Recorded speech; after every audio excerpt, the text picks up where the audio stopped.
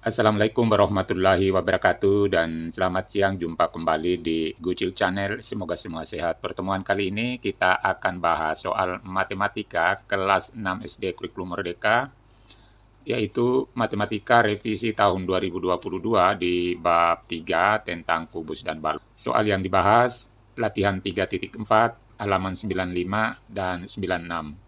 Inilah soal latihan 3.4 halaman 95 dan 96 yang kita akan bahas. Nomor 1, tuliskan masing-masing dua jalur yang dapat dilalui dari A3 ke E5. Kita jawab. Langkah pertama kita buat gambar berpetaknya. Untuk A, yaitu kita buat dulu titik A3. Jadi A3 itu adalah ini. A, lalu di bagian nomor 3. Kemudian E5. E5 berarti sini E, sini 5. Maka titiknya berada di sini. Lalu kita hubungkan jalur garis, yaitu menuju ke kanan lalu ke atas. Inilah jalurnya. Bisa juga seperti ini. Jadi kita letakkan titik A3, kemudian E5, lalu kita berikan arah atau jalur ke atas, baru ke kanan. Seperti inilah untuk pertanyaan bagian A. Kemudian bagian B, dari B6 ke D3. B6, D3, kita buat dulu, letak titik B6. B6 letaknya di sini B, di sini 6, dan D3. Posisi D3 ada di sini, ini D, ini 3. Letakkan titiknya, lalu kita beri arah, jalur. Ke kanan satu petak, lalu ke bawah 2 petak, ke kanan lagi 1 petak, baru ke bawah 1 petak. Inilah jalurnya. Bisa juga mungkin modelnya seperti ini. Kita letakkan dulu titik B6, lalu D4, lalu kita beri jalur.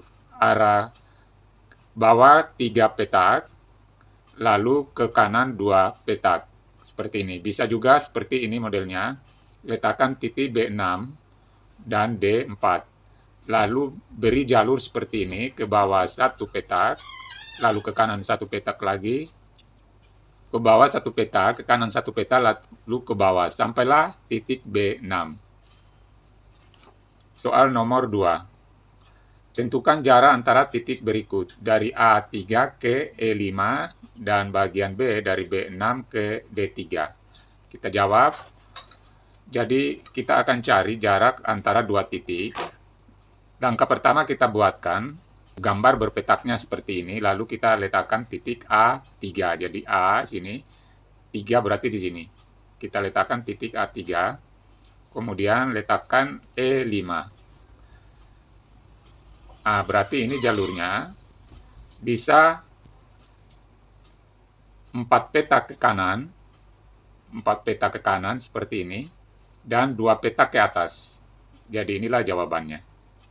Berjarak 4 petak ke kanan dan 2 petak ke atas. Kemudian untuk B6 dengan D3, kita letakkan titik warna biru, kita gambar titik B6 dulu, lalu D3. D3 adalah di sini. Jadi arahnya 2 langkah ke kanan dan 3 langkah ke bawah. Jadi 2 ke kanan dan 3 langkah ke bawah. Jadi inilah jawaban untuk nomor 2. Nomor 3. Sebuah kubus terletak pada F1 dan akan dipindahkan ke D2. Kubus ini tidak boleh diangkat tetapi direbahkan ke salah satu sisi tegaknya. Panjang rusuk kubus sama dengan jarak antara garis-garis horizontal dan garis-garis vertikal pada sistem berpetak yang digunakan. Inilah letak kubus sekarang. Berada di F1. Kita mau pindahkan di D2. Jadi letaknya nanti akan di sini. Ini D. Sekarang pertanyaan A. Pada kertas berpetak, gambarkan jalur yang dapat dilalui. Kita jawab dulu untuk A-nya, jadi kita buat gambar berpetak, lalu kita rebahkan ini kubus. Langkah pertama, cara merebahkannya, berarti ini dari posisi P ke satu petak ke kiri, kemudian dilanjut ke belakang satu petak. Jadi setelah kita rebahkan ke kiri begini, kita rebahkan lagi ke belakang seperti ini, lalu kita rebahkan lagi ke kiri. Seperti ini posisinya. Jadi 3 kali rebahkan, sehingga dari F1 menuju ke D2. Bisa juga kita rebahkan seperti ini. Jadi langkah pertama kita rebahkan ke kiri satu petak, dilanjut lagi menjadi 2 petak, baru ke belakang 1 petak. Posisinya seperti ini. Bisa juga rebahannya seperti ini. Jadi mulai titik pertama direbahkan ke atas atau ke belakang. Jadi ini ke belakang direbahkan.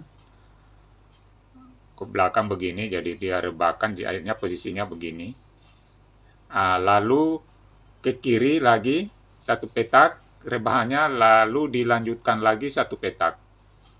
Sehingga posisi kubus seperti ini. Inilah arah rebahan daripada kubus untuk pertanyaan nomor 3A. Kemudian pertanyaan B, berapa kali kubus tersebut direbahkan untuk mencapai tujuannya? Jadi kita lihat ketiga gambar ini membutuhkan 3 kali. Kita jawab sini. Jadi B-nya jawabannya adalah 3 kali. Pertanyaan C, pada titik tujuan di manakah letak titik yang ditandai dengan huruf P? Kita jawab sini. Jadi ini setelah kita rebahkan untuk gambar 3A ini, jalur 3A ini, maka posisi kubus akan posisinya seperti ini. Jadi kita lihat di sini pada soal, jadi P ini akan posisinya di sini, seperti pada gambar bagian A, bagian 1A. Jadi kita ikuti ini rebahannya. Kemudian untuk warna merah nantinya kubus posisinya untuk titik P seperti ini. Ini posisi titik P. Jadi sama dengan rebahan untuk bagian 1A. Lalu untuk nomor 3 ini, posisi P gambarnya seperti ini, berada di sini. Jadi itulah pembahasan kita, mudah-mudahan bermanfaat. Wassalamualaikum warahmatullahi wabarakatuh.